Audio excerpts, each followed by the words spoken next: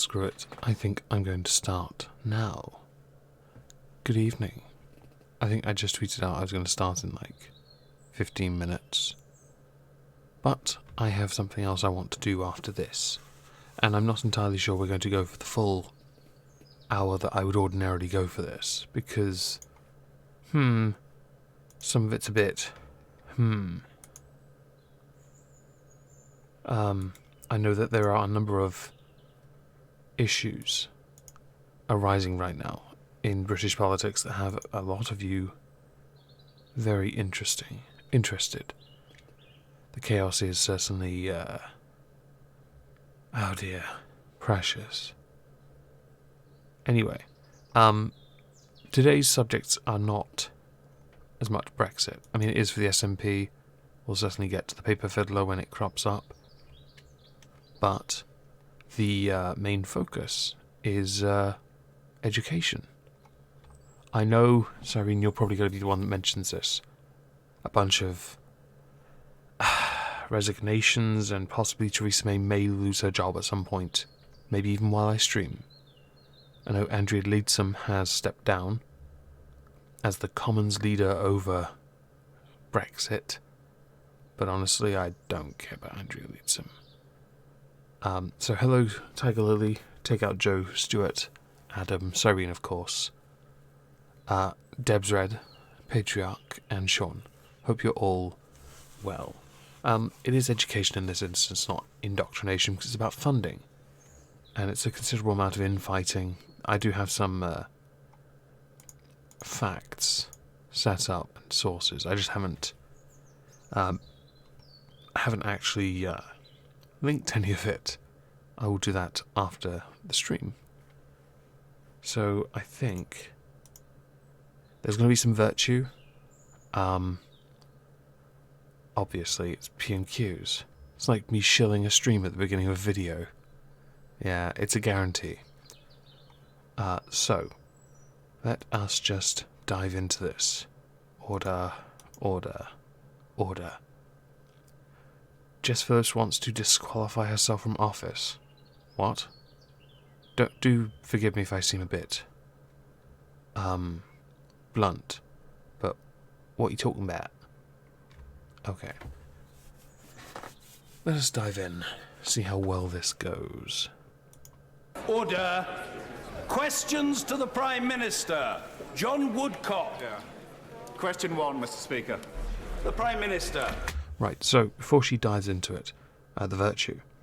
It's a 2-year anniversary of the Manchester bombing attack, where some ISIS cowards unleashed their wrath because of an airstrike that happened in Raqqa, I believe, as punishment for that, because a few innocent people were caught in that, although technically they weren't.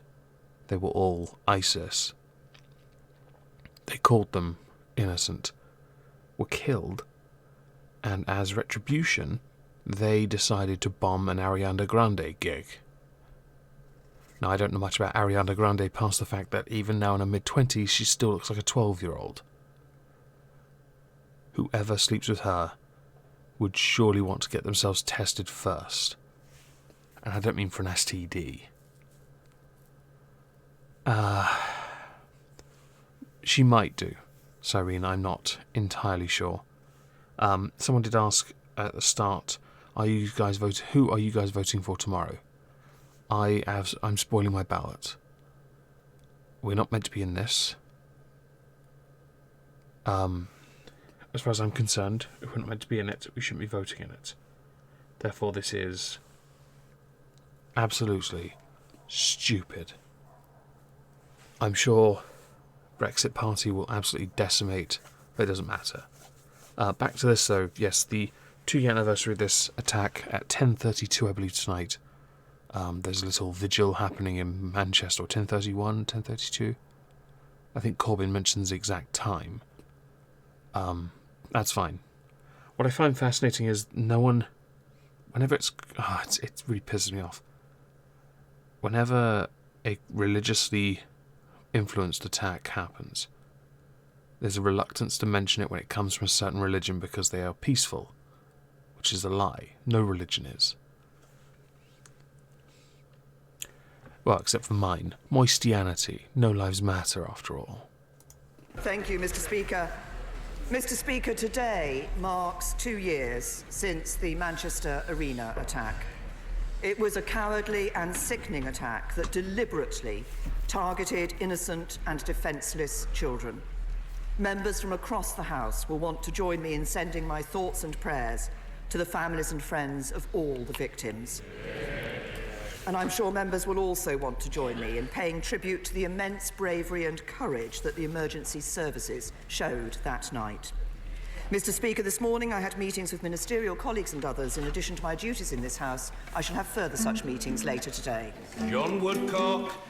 Thank you, Mr. Speaker. I know the whole House will want to associate themselves with the words she has just spoken about the Manchester attack. Couldn't resist. Now, she may not have long left, and good luck with those meetings later today, but she can act now against the return of banned chemical weapons. British experts are this morning investigating a suspected chlorine attack by Al-Assad in Idlib.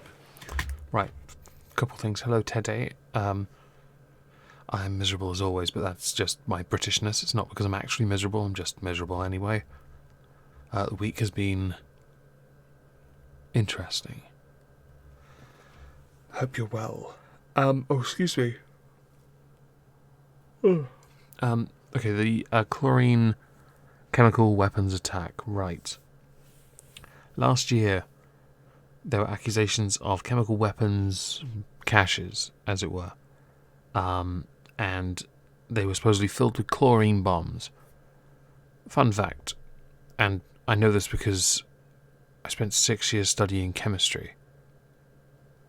To have enough to kill a large group of people, you would need hundreds of thousands of gallons of it. Okay? You would need that. In Syria. Because Syria is so hot, it would just evaporate so fast. You'd need enough for it to linger for a few seconds. And even then, it's not going to kill them. It's going to turn some of their lungs to mush and a bit liquidy, but it won't actually kill them because of how fast it reacts. Last year, last year or the year before, we partook in a airstrike on one of these facilities. Or 3 of them, I believe, actually. And then there was no confirmation that there were any chemical weapons in them at all. Russia had blocked the UN's group or of whoever's from investigating the sites to confirm whether weapons existed. Russia vetoed it, so the UK naturally decided, well, we don't get what we want, so we're just going to be pouty little motherfuckers and go bomb the fucking place instead. You massive fucking twats. And you have to be to do that and think it's acceptable, because honestly it's not. It is not remotely acceptable to not get what you want and then go out of your way to go and do it anyway. Or to go and, quotes, investigate. I do like his quip about her not being in job much longer because it's... Oh dear God, it's getting somewhere.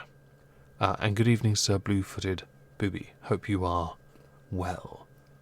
I do think the chemical weapon thing, it's, again, alleged, suspected. You cannot go in on that. You have to have proof. And if you can't find proof, you don't then attack. We've done it twice before in Syria, and quite frankly, it's getting embarrassing because both times we've essentially been proven wrong. If it is proved, will she lead the international response against the return of this indiscriminate evil? Okay, well, chlorine's not an indiscriminate evil, just saying. Because I'm going to be a pedantic shit. Second, you started your question by pointing out she wouldn't be in office much longer. So why would she lead it when she's picking up a P45? And for those who don't know, that's what you get when you leave a job. Do you, Mal, mean sad but true in regards to May? Yes. Well, Prime Minister. the honourable gentleman is right to raise the issue of the evil of the use of chemical weapons. We, of course, acted in Syria with France and the United States when we saw chemical weapons being used in Syria. We, of course, suffered the use of chemical weapons here on the streets of the United Kingdom and took a robust... Yes, those chemical weapons in Salisbury. Was Salisbury the nerve agent? Novichok? Yeah, lovely. Response supported by our international friends and allies, and we condemn all use of chemical weapons. Where are your We're anal in beads? close contact with the United States. We're monitoring the situation closely, and if any use of chemical weapons is confirmed, we'll respond appropriately. But our position is clear.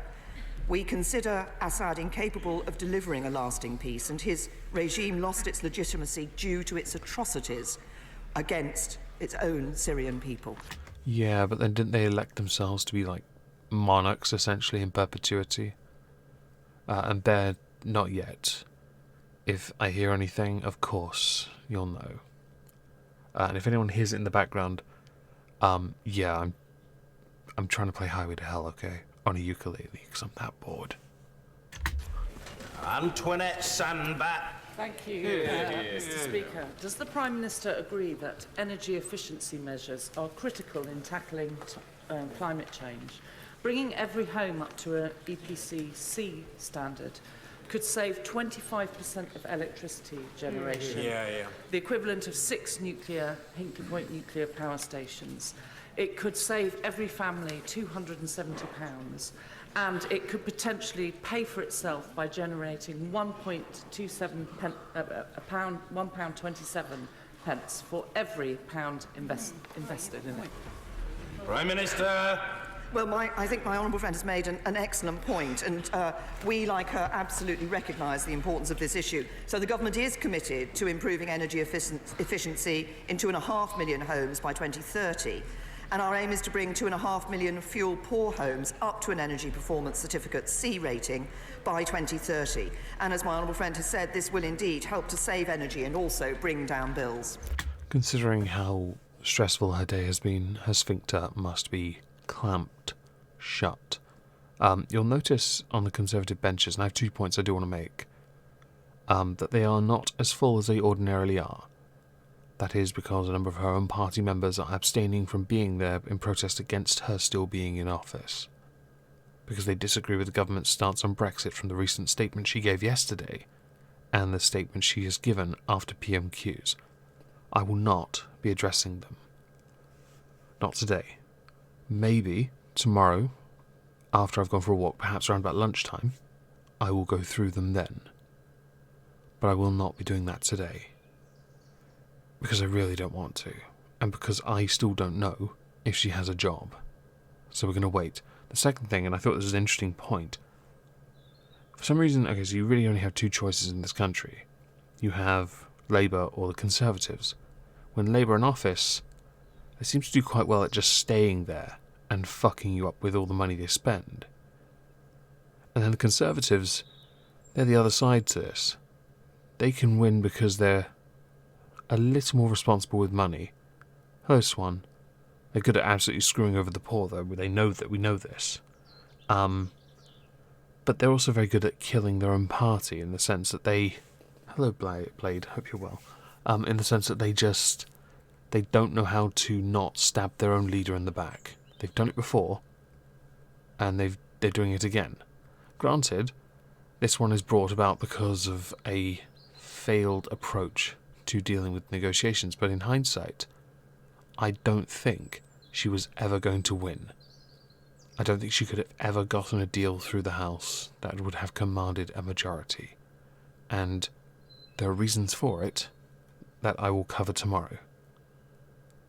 Yes, she did, but yes and no, Bear. Hello, Enosh. Jeremy Corbyn. Thank you, Mr. Speaker. Hello, Karma. I join the Prime Minister in commemorating all the victims of the Manchester bombing 2 years ago. Our thoughts are with the friends and the family of all those that were killed, the survivors, and of course the emergency service workers who gave such heroic service that night. They live with the horrors of this for the rest of their lives, and 10:31 tonight will be a very poignant moment for many people. 10:35, my mistake. Mr. Speaker, I also want to pay tribute to the last survivor of the Hull headscarf revolutionaries, Yvonne Blenkinsop. She's visiting Parliament today. She led a campaign for basic safety on the UK's fishing fleets in the 1960s, and as a result, many lives were saved. I think people like her have made such an enormous contribution to... This would be because of a number of our boats that went missing during a certain period of time.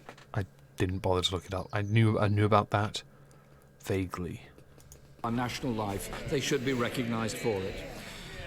I also, Mr. Speaker, want to express on behalf of the Labour Party my outrage that the government has again failed our steel industry, putting 5,000 jobs at risk in British steel, 20,000 more in the supply chain. This government has failed those people, and even at this late stage, and there is a statement later on today, must step in to save those jobs. Right, so a little bit of context here. British Steel was actually failing as an industry, a company even, right? They required a £30 million bailout. Okay, tell me, what's the fucking point of a business if the business can't make money? If the business isn't even making a profit to the point where its expenses exceed its profits to the point where it needs to be constantly bailed out by the government? Hello, Pinkalo. Tell me this, because I'm really curious. Does that mean the government has failed them? Or does it mean that the company has failed and the government has decided not to save it? Because it isn't always down to the government, and nor should it. Hello, Faith. Hope you're well. It shouldn't be down to the government to constantly bail out companies that should surely be able to stand on their own 2 feet. I obviously do not support the government not stepping in to protect the jobs. I think if there's a possibility this business can be fixed, the model especially so that it makes money, maybe to the point where it can pay back the 30 million it could have gotten, then perhaps yes. Or maybe own a share of the company, perhaps. That would be good for us. Get some assets again. You know, the ones we used to have before we sold them all off to pay off huge debt interest. The point is, I vaguely know about what's happened, and I kind of understand why the government hasn't stepped in just yet. Mr. Speaker, could I ask the Prime Minister, why are schools having to close early on Friday afternoon due to spending cuts? What the Okay. He starts the question talking about a failed business model and ends on spending cuts in schools. Now that is very interesting. And, Cyrene, it is possibly because of that. I would say, Bear, you've indicated, are they? It's a yes and no. You see, his number, the way he's got that from, is from a BBC study done in 2017. Or was it 2018? 2017, I think. And they asked a bunch of schools in England. Of the schools they asked, only 40% of those schools actually answered, and 90% of those schools indicated there were issues with cutbacks and having to shut early. So, I think they asked 700 schools originally, I believe. I could just quickly unconfirm that. Give me a second. I will go and find the information. Where is it? Give me. Clicking. Online donations. Creative, squeezed. Right, where is it? Pupils, where is it? I do have it. Oh yes, so, nope, that's crowdfunding related by mistake. But the 90% is derived from a 40% response from, 40% of secondary schools responded to the BBC, 90% said they had cut back on lesson time. There is certainly backup that 9 out of 10 secondary schools have cut back on lesson time, staff, facilities in one creative subject at least. Hello, Echo. Schools told the BBC that the increased emphasis on core academic subjects together with funding pressures were the most common reasons for cutting back on resources for creative subjects. Yeah, understandably so, because if you can't afford the creative shit, then I guess you want to make sure they've got the solid education going forward. Although one could argue the solid education is a lot of trash to begin with. Prime Minister! Can I first of all say to the right honourable gentleman, because he has raised the issue of British Steel, and obviously we recognise that this is a worrying time for the thousands of dedicated British steel workers and their families, but also those in the supply chain and local communities. We have indeed, the government has been working tirelessly with the company, with its owner, Greybull Capital, and lenders to explore all potential options to secure a solution for the company. We showed through the ETS agreement that we were willing to act, but we can only act within the law. Perhaps Sarian was right earlier. And it is clear that it would be unlawful to provide a guarantee or loan on the terms requested by the company. We will be working EU law. with the company and others and the official receiver in the days and weeks ahead to ensure that we can pursue every step to secure the future of the operations at Scunthorpe, Skinning Grove and on Teesside. My right honourable friend, the Chancellor, has also agreed an indemnity for the official receiver to enable British Steel to continue to operate in the immediate future. There are no job losses at this time, and the official receiver has already said staff will continue to be paid and employed. And my right honourable friend, the Business Secretary, will be updating the House in a statement later this afternoon. Just before she gets on to the next part, which was the actual question, yesterday, Jamie Oliver, well-known, quotes, chef in this country for wanting to do top-notch, affordable nosh food, munch, whatever you want to call it, chow, grub. His entire restaurant chain is going into administration, which risks about 1,000 jobs as well. Upon looking at it, because I was considering doing a video on it, because it was such a fail on his part, I noticed that his company has a massive turnover, makes a lot of money, but its profits have been in the negative for years, almost as if the business model was a fail from the start. I'm somewhat surprised no one mentioned this in Parliament to protect those jobs, since there are as many jobs at risk in this as there are in British Steel. Just intrigues me, really. Hello, Neela. Hope you're well. Anyway, next part will be the education part. Meg, why are you breathing so heavy? Am I really? I was leaning quite close to the microphone. I do apologise. I think sometimes when I'm not paying attention, I start to mouth breathe and not realise. That or anxiety, who knows? And on the issue of schools, as the right honourable gentleman knows, we are putting record levels of funding into our schools. That is misleading. Big breath, just for you there, Patriarch. So, yes, the number has increased. However, that number does not account. I mean, as an absolute number, yes, it's bigger than it was. However, that does not take into account inflation and increase in pupil number. You could put more money in, but if there are more students than there were 10 years ago, then really it's not an increase at all, because it's pupil by pupil spending, and it's not actually gone up. In fact, it's gone down by about 8%. Crow. Jeremy Corbyn! Well, that would explain why 26 schools close early on a Friday every week, because 26 schools? Is that it? Is that it?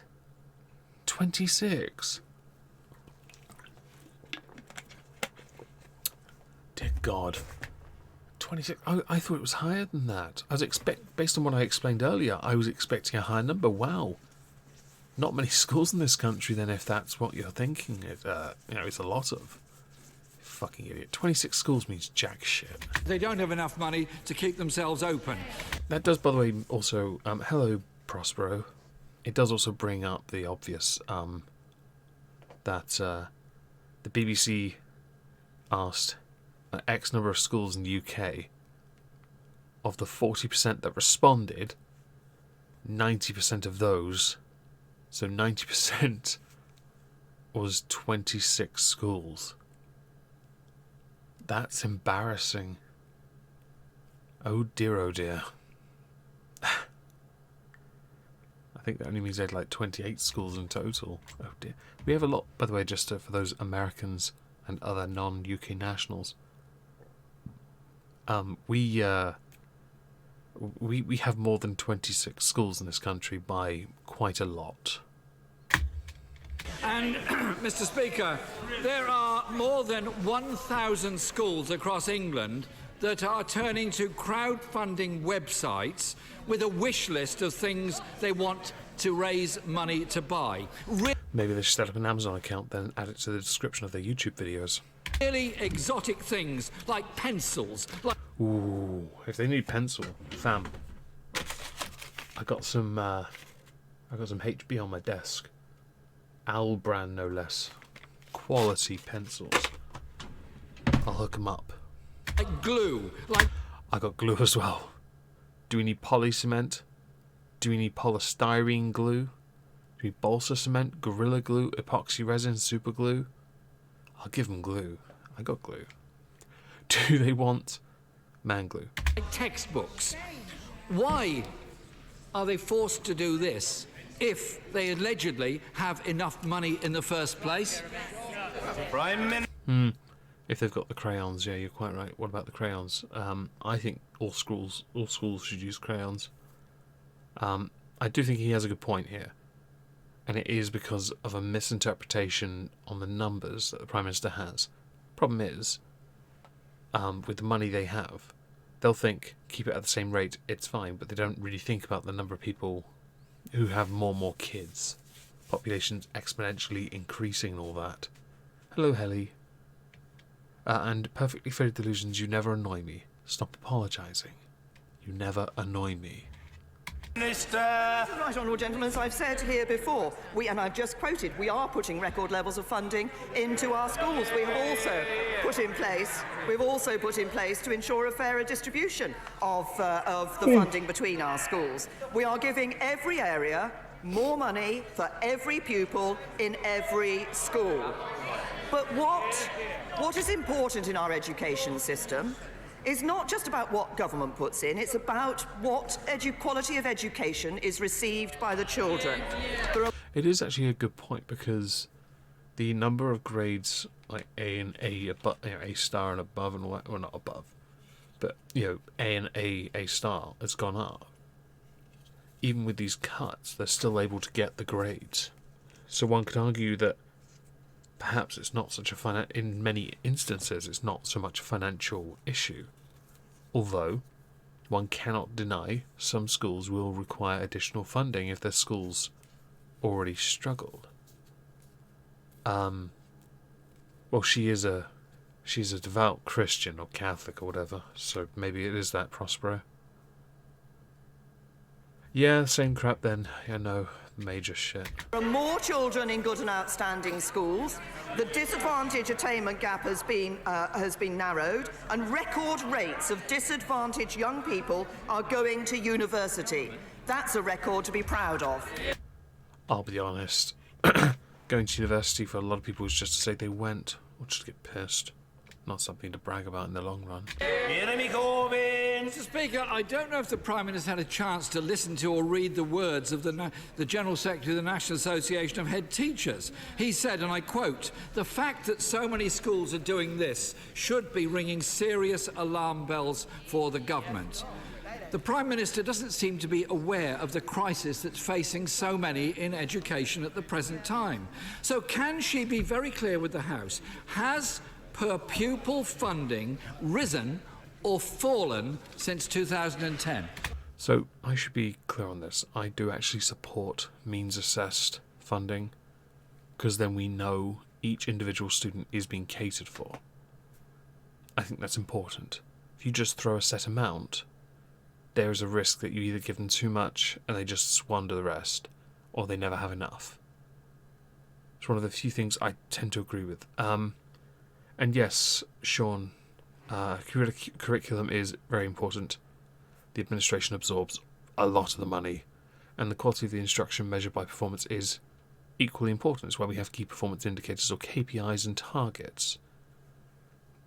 That's why we can ascertain the quality of the teaching based on how well the students perform. Then again, that can also be inaccurate depending on whether or not they're able to ascertain whether any student has a learning difficulty early enough. The number of pupils have increased. So when the government says they're throwing record levels of money at it, it doesn't take into account inflation, Prospero. So he's not been entirely dishonest. He's kind of right. And he knows he's right. It is that argument of money has gone, the amount of money has gone up, but that money is not worth as much as it was a little while back. Prime Minister. Right, honourable gentlemen, we're giving every area more money for every pupil in every school. But why are we able to do that? It's because the Conservatives have taken a balanced approach to our economy and managed our finances well. What would Labour give us? 1,000 billion extra pounds in borrowing. That would mean higher taxes, fewer jobs, and less money to go into our schools. Ah, the deflection. Lovely. Why wasn't anyone fighting this when I was in school? I don't know why. I really don't know why. I'm sorry, I can't help you there. They also have to pay for programs like mental health illness awareness. You're quite right. And yes, I'm very much aware that the Brexit Party is a refugee camp for Tories. Brexiteers, even. She is right about the run on the pound. The borrowing. That would cause the country's interest, we have to pay debt interest to increase. How do you pay that? Either by borrowing more, which would be stupid, more gilts, we can't be doing that, or we end up paying back with more taxes. Now he has an interpretation that the rich need to be taxed more and more and more. The problem with that is, it doesn't work. The enemy coming. It's out in two ways, Mr. Speaker. One is a Labour government would properly fund our schools. It wouldn't shortchange our children. And we wouldn't use Orwellian words like fair funding while we're cutting. I think he's the wrong person to be associating Orwellian with anyone else. Per pupil funding, Mr. Speaker, just so the Prime Minister understands it, has fallen by 8%. For sixth forms, it's 24%. The sixth formers I care more about, because 8%, it's still 8%. That's still, we don't, yeah, that's still, but 24% is a huge amount. And yes, Theresa needs to resign. She does. At the end of last year, the Prime Minister said, austerity is over. Maria, who describes herself as a teacher in an underfunded school, wrote to me this week. And she asked this. Maria is a teacher in an underfunded school. I think you need to listen to her. When will the government stop making false claims of increased funding for schools and start to tackle the serious problems faced by teachers? I was expecting him to say serious burning injustices. Form is grades. Sixth form is year 12, essentially, which is your age 17 group. When will the cuts end for our children's schools? Prime Minister. I repeat what I said. We are giving every area more money for every pupil in every school. But let's just see. It is worth, and she's going to point it out, I do think it right. Okay, so, yes, funding has gone up, but actually it hasn't gone up when you take into account inflation. However, funding did go down. It had to go down. There were consequences, and this is the whole inability to understand, causality. I just don't understand why some people seem to be so reluctant to acknowledge that there was a mistake made. It was a huge mistake. Huge financial mistake, and we had to pay the price. Let's just see the situation that this government inherited and that we would see under a Labour government in the future. Having to spend more on debt interest than on our schools budget. That's not because of what this government is doing, because we're bringing debt down. It's the legacy left by a Labour government. More money on debt than on our schools. The debt interest was quite large.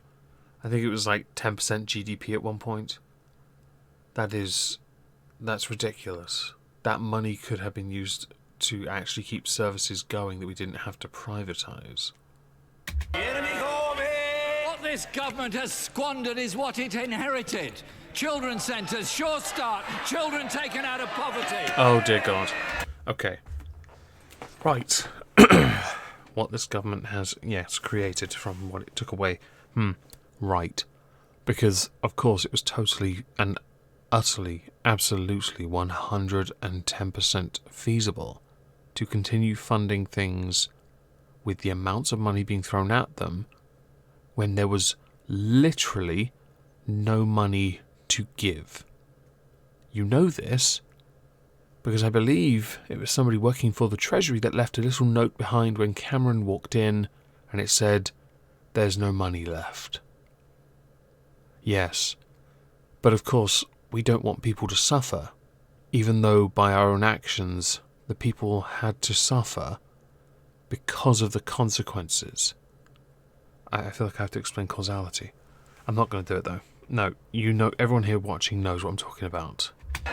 It squandered the future for so many of our children. No, it didn't. You guys squandered the future when you decided the only way to give them a future was to just throw money at it and not understand the systems you were funding. When you decided your only way to go forward was to spend with zero accountability. When you decided to go to war illegally. When you decided that, I'll be honest, when you decided to betray the people for the sake of optics. Because that's what it was. The whole thing was just done to prop Tony Blair's career up. That fucker's the last person who should be considering himself a peace envoy. And yet, well, look at him. The guy has a net worth of nearly 100 million. Fucker. Cheeky fucker. Order. You're an educated young man. Order. When you came into the house, you struck me as a very well-behaved fellow. Calm yourself and listen. Jeremy Corbyn. Mr. Speaker, Rena Vecchio, you're absolutely right. It was absolutely fucking stupid. Department of Education's funding chief met with school leaders recently, and he told them the first thing to say is obviously they are not generous budgets. He's very, very cautious with his words. They are budgets which leave schools with real pressures to face. Everyone agrees, Mr. Speaker, that our creative industries in this country are an enormous strength to our economy. So why then have the arts borne the brunt of the government's brutal cuts to school funding? Because they don't make as much money as we think they make. I don't know. I assume because they're not considered they're not considered as important as English, mathematics, science, IT, business studies perhaps. And of course, the most important subject of them all, cooking. So many children losing out on music and creative art in our schools because of decisions made by central government.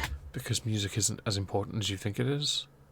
People want to learn an instrument, take bloody lessons. Pick up a guitar or a uke like this and just play. That's all you have to do. Take lessons. It doesn't have to be taught in curriculum. I know that my niece, for example, I know one of them, she's going to be taught ukulele when she gets to year 5. So, cool. That's fantastic. But it isn't necessary. It is at best, it is an extra, an added little subject. I would say it wasn't that great when I was in school. And I was in secondary school during the time of Labour. And, or high school, as some of you call it.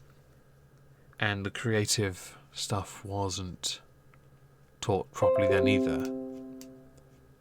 I don't know who the blonde is on the right, I'm afraid. I think you're putting too much hype on the arts. I'm sure some of it is important, but I would argue in education the fundamentals are more important. Yeah. Prime Minister! Say to the right honourable gentleman, he started his question by claiming that this government had squandered what had been left by the last Labour government. Let's just look at what was left by the last Labour government. What? Oh, They don't want to be reminded what they left in the last time they were in government. What did the last Labour government leave? Unemployment higher than when it went into office.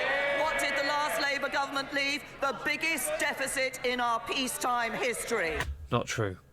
Actually, it was 1948, I believe, that had the highest debt. I will quickly go and confirm it because I actually have the fact on my screen somewhere. Where is it? Where are you? I'll find you quickly. It won't take long. Debt, scroll, because I have them all sort of lined up. Here we go. She said that last Labour government left the deficit in the highest level in peacetime history. Right. The deficit in 2010 was 9.9% of GDP. Right. It is the highest, but I believe it was also equalled. So it is yes and no.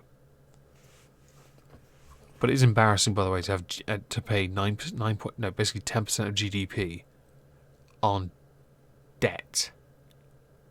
Who the fuck thought that was clever? I will link this shit when it's done, by the way. And what were we told by the departing Chief Secretary to the Treasury?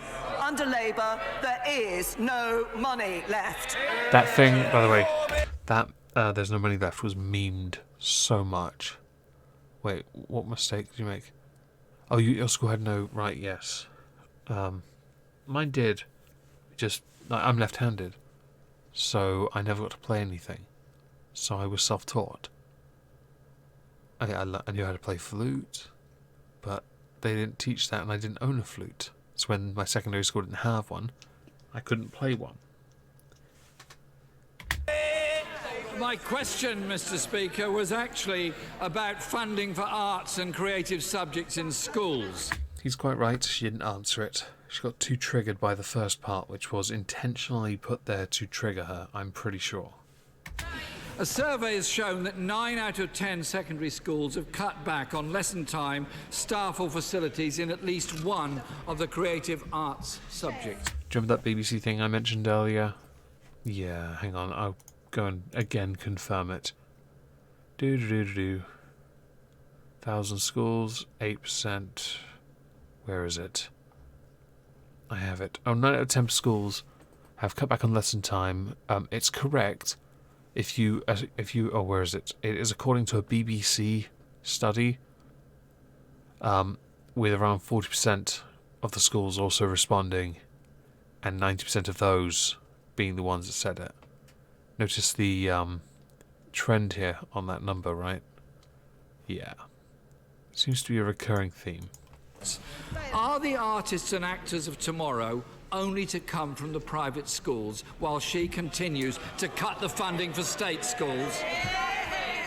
I don't know why he has such an issue with different types of education.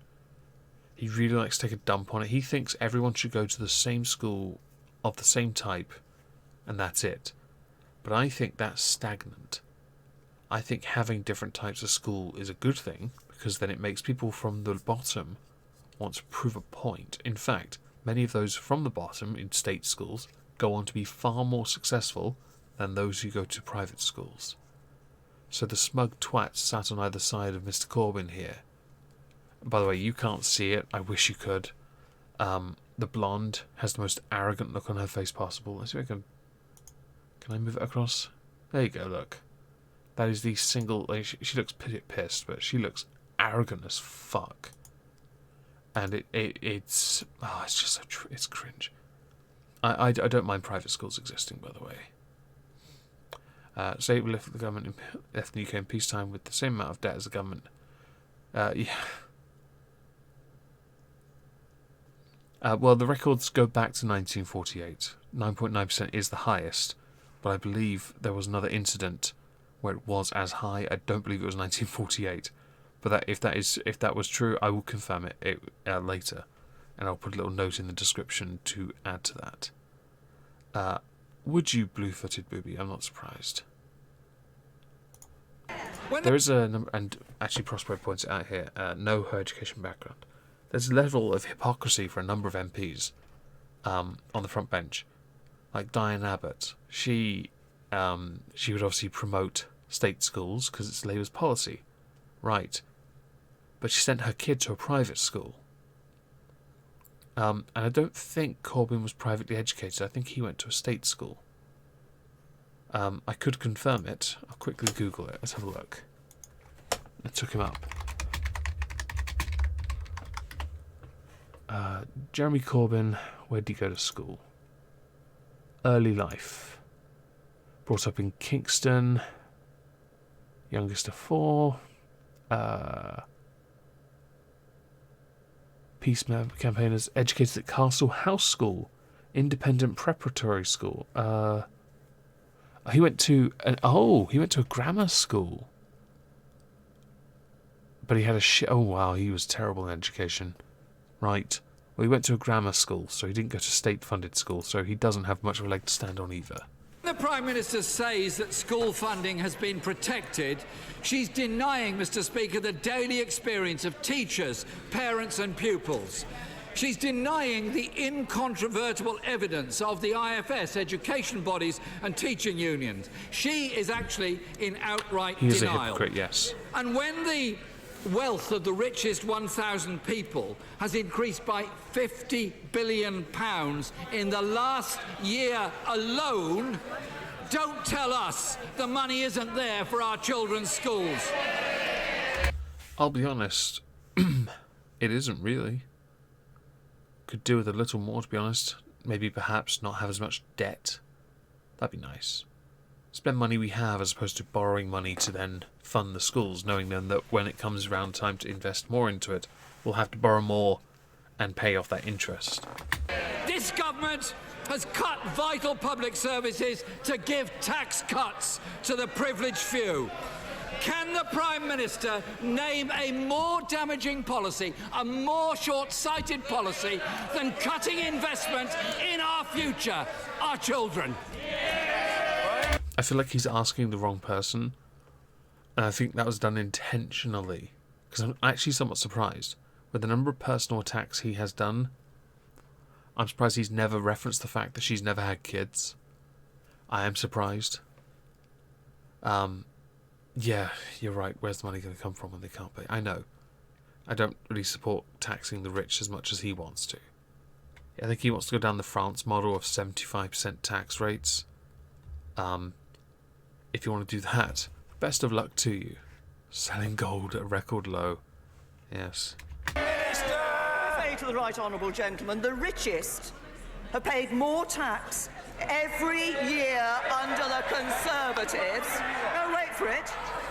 They have paid more under every year under the Conservatives than in any year under a Labour government. Interesting fact here is that is true. It's also interesting to point out that many of the rich were huge on Tony Blair, and as time went by, he decided to fuck them. Right, with the 50p tax rate, which was a huge fail. Conservatives, though, they lowered the tax bar to 45, I think, 45 pence, and it got people interested in keeping the money in the country again. They closed more of the loopholes that stopped people from hiding their money in offshore accounts and in tax havens. In fact, they've done a lot more to get those to pay their fair share of tax. It's just an interesting point, I guess. And he talks about what happens in our schools. As I've said, we are putting record funding into our schools. But what matters is the quality of education that our children get.